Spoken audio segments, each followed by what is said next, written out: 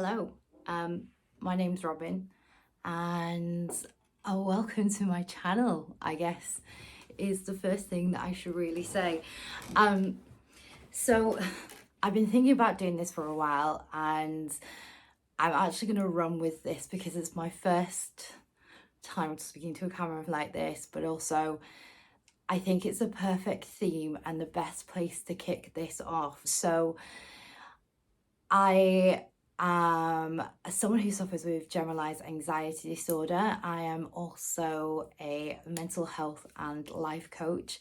And on this channel, you're going to find lots of different things talking about mental health, mindset, personal development, growth, helping people to be like the best versions of themselves. But not only that, I'm going to invite other people on to talk about their experiences and how they navigate this crazy world with the pressures that we have on us daily, and on our mindset.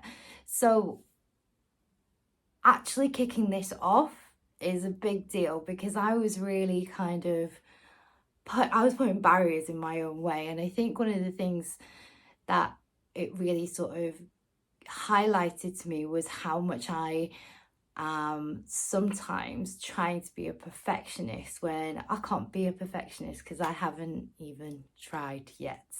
And perfectionism is a moment in time anyway, and it's not something I believe in, but I still had this tiny little voice in the back of my mind always telling me you can't do that yet. And this experience is very much like that. I came up with all these different excuses about why I couldn't do this, and really kind of stopped thinking about why I could. And excuses like, I don't have the right equipment. Well, I have some equipment, so I'm here. I've never done this before. No one's going to watch it. Well, of course, not many people will watch it, I'm sure, but no one can watch it if I don't record it. And then I was thinking about, well, what do I say? And how do I really get this started? And I thought, you know what, I'm going to do what I do best, which is grab a brew and sit and have a chat. So I am drinking a glow tea, which is strawberry, cucumber, aloe and green tea. It's lovely. It's one of my favorites. And I always drink my tea out of a Disney villain mug because the villains are the best, right?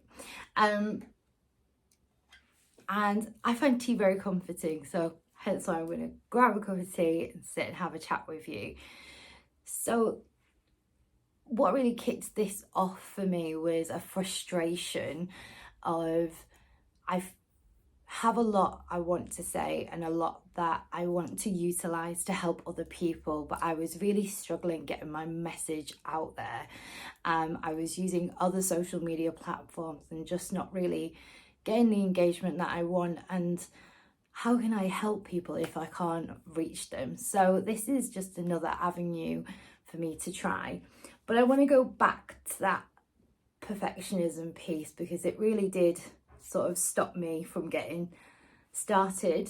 And I got started out of frustration, which is never the best place to start anything new, really, is it? But I was so angry yesterday at the fact that I work incredibly hard on trying to create supportive, meaningful messages and get them into the hands and the eyes and the ears of people who might need to hear them, and them just not being heard by anyone. And I was looking at alternative avenues of how I can do that.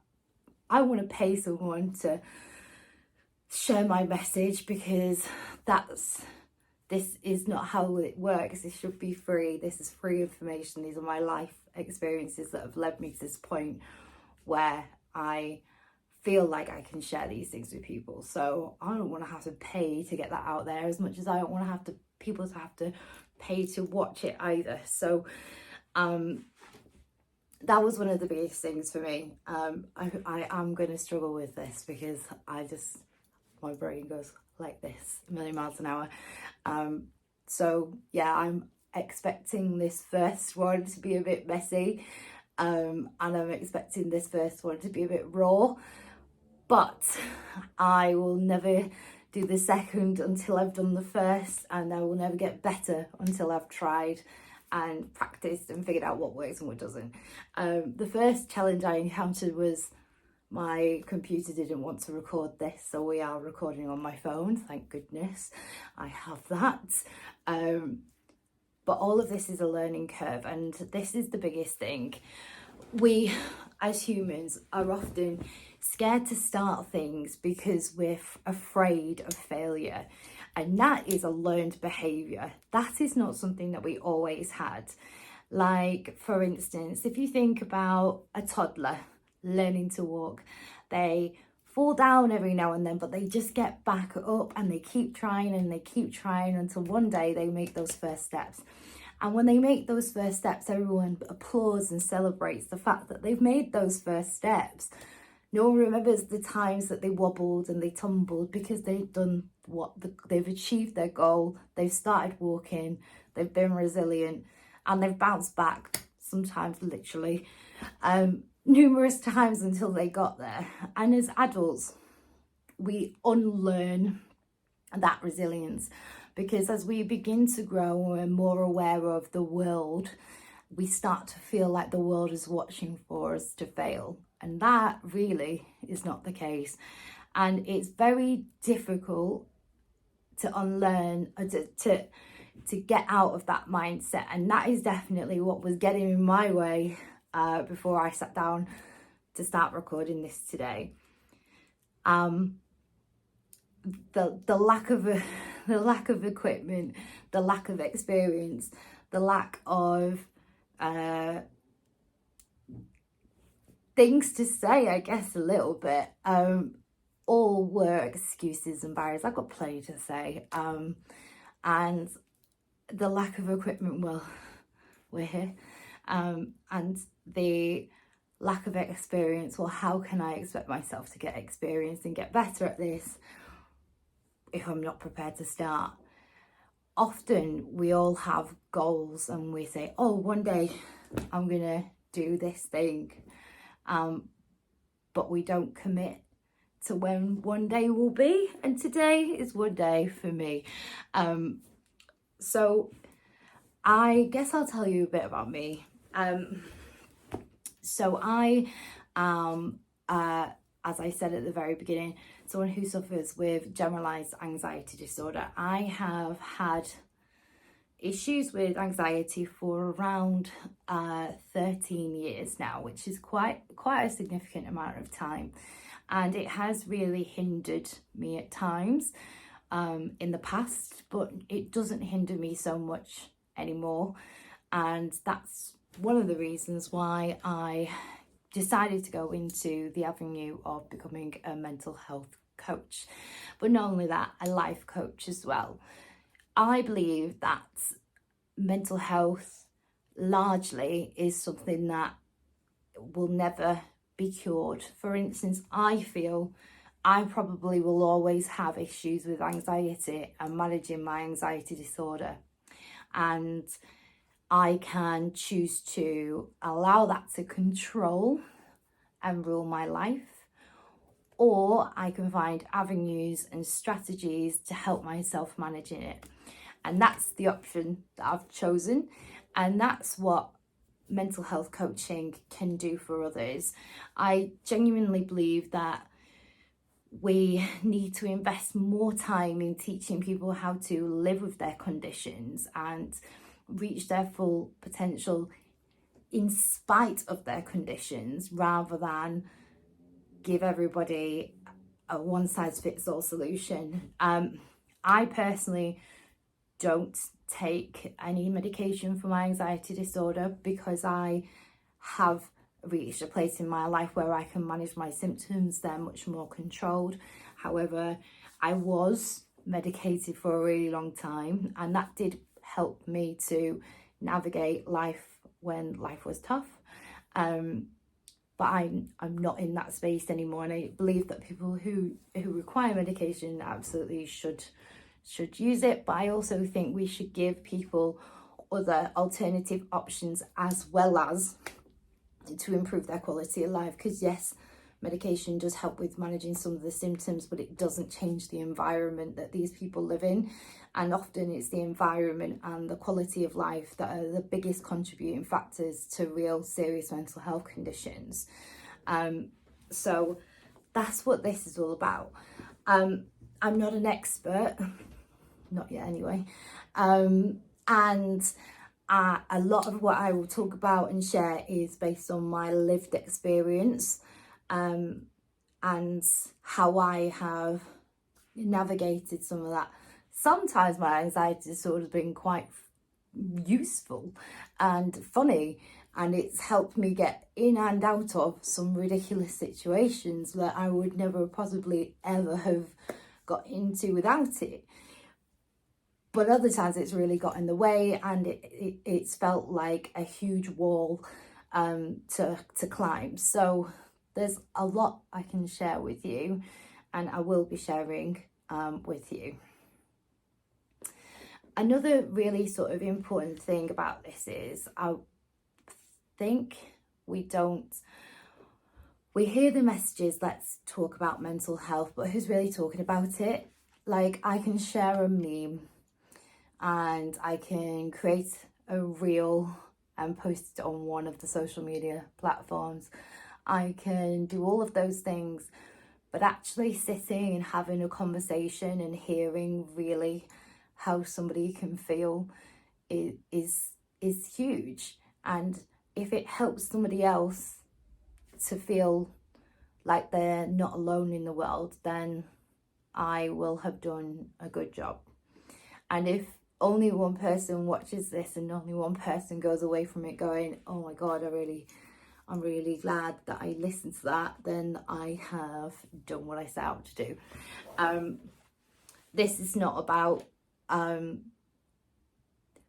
gaining fame or ridiculous number of followers. It's about reaching people who are notoriously hard to reach.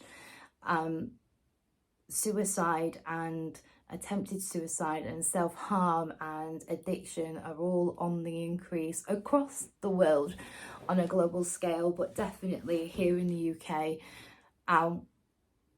We're not managing that. That is a crisis, and we're not reaching the people that really need to be heard, the people that need to know that they're not alone. So I am using this as another avenue, another opportunity to try and reach some of those people. I have been in some incredibly dark places in my time with my mental health, and it's lonely and it is stifling, it is suffocating, and at the time you do feel like there is no way out, and you do feel like there's no one on the earth who will ever understand. I've had times where I've cried for days because I've just not been able to get the words out to explain what's making me feel so incredibly sad. And being in the position I'm in now, where I'm able to reflect upon that, I would hate to think that anyone I love, anybody I know, anybody at all was feeling like that. So at the end of each video, I will share some really useful resources for people to reach out to seek more professional help. But obviously, as I said at the very beginning, I am also a mental health coach, and you can reach out to me if that is something that you think you would like to do. So I kicked this off talking about perfectionism and barriers holding us back, and how that resilience that we have as children is destroyed almost in many of us by society for a fear of not looking cool or not wanting to seem like we don't know what we're doing. And I am throwing all of that out the window, and I might look like I'm smiling on the outside, but I'm terrified.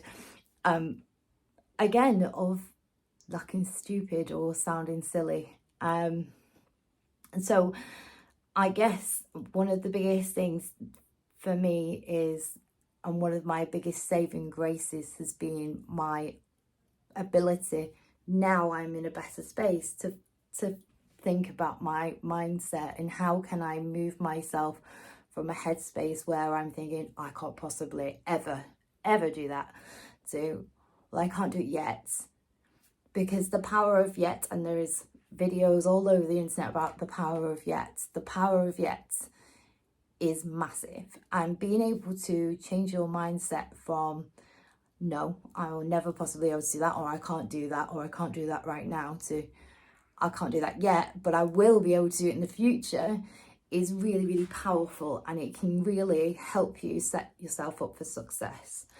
So if there is something that you have been telling yourself that you want to get done or you want to do, and you haven't committed to a date, or you haven't committed to a time, I challenge you to go away and set that goal and set it in motion and set that deadline.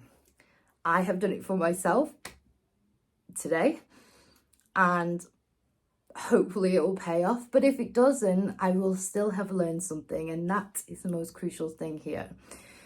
You might not be perfect straight away. Nobody is.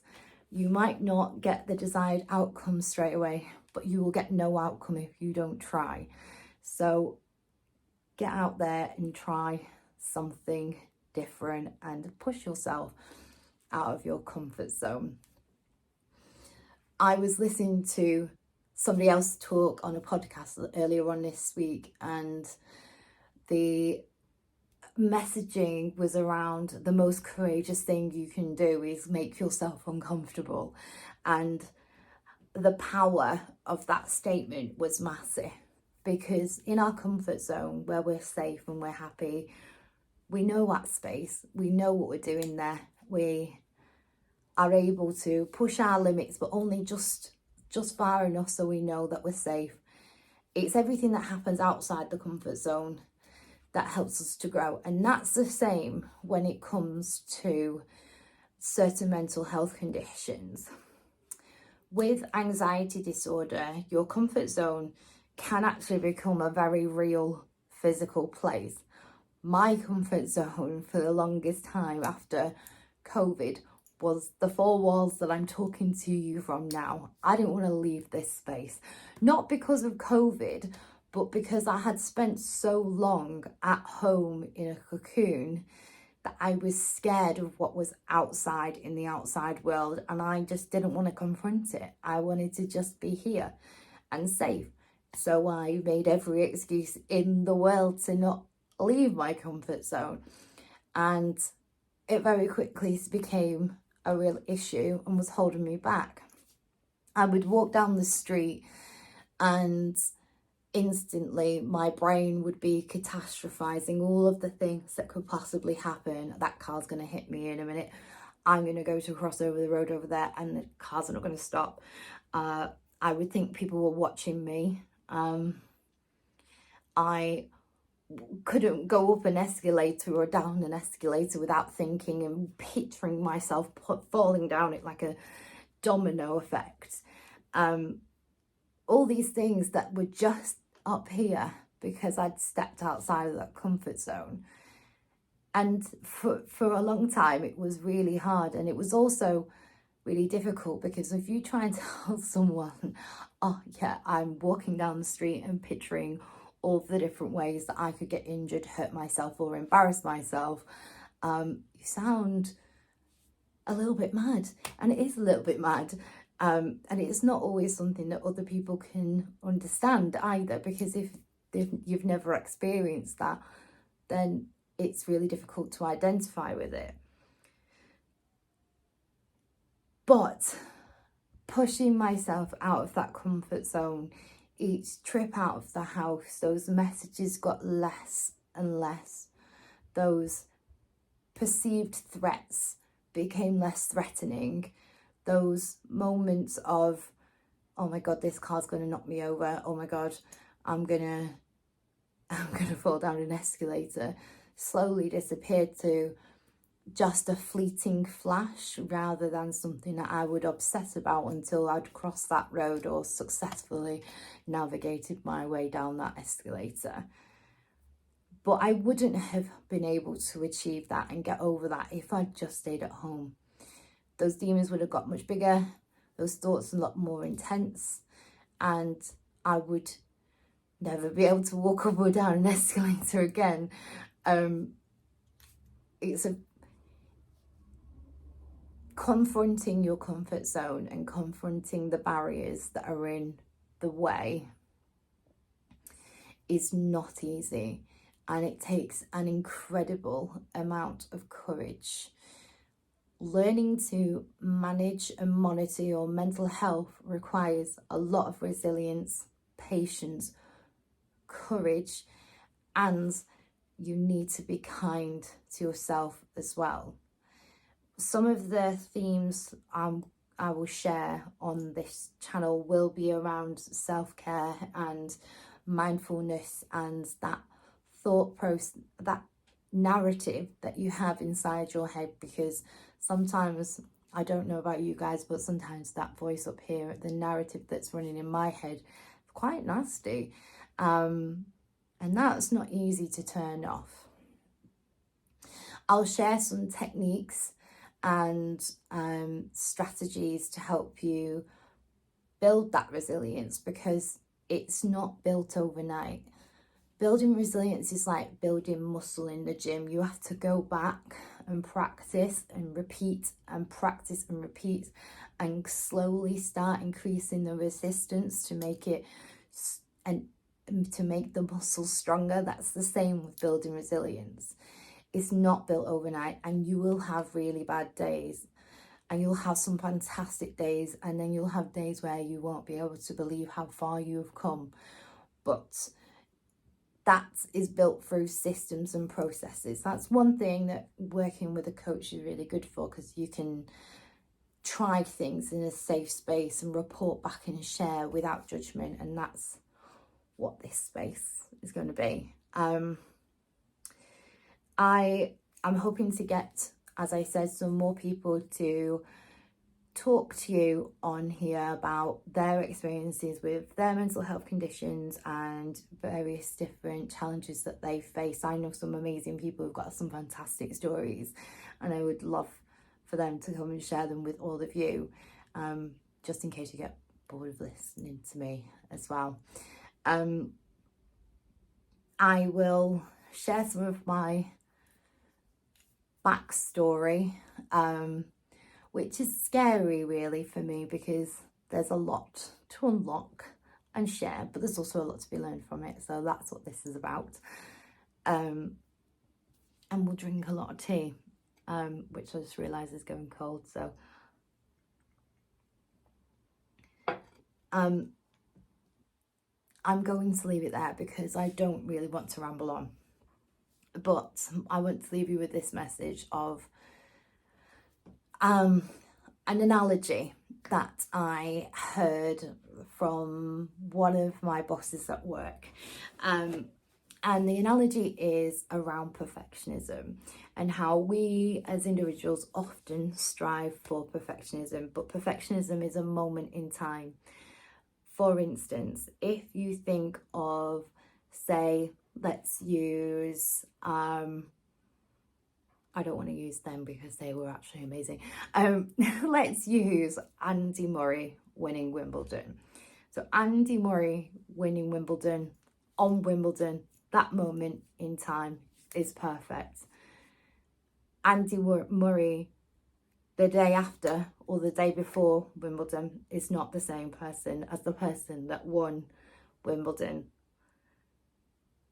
It's just a moment, it's a second. We can strive for it, we can strive for that perfect moment, but then what happens after that?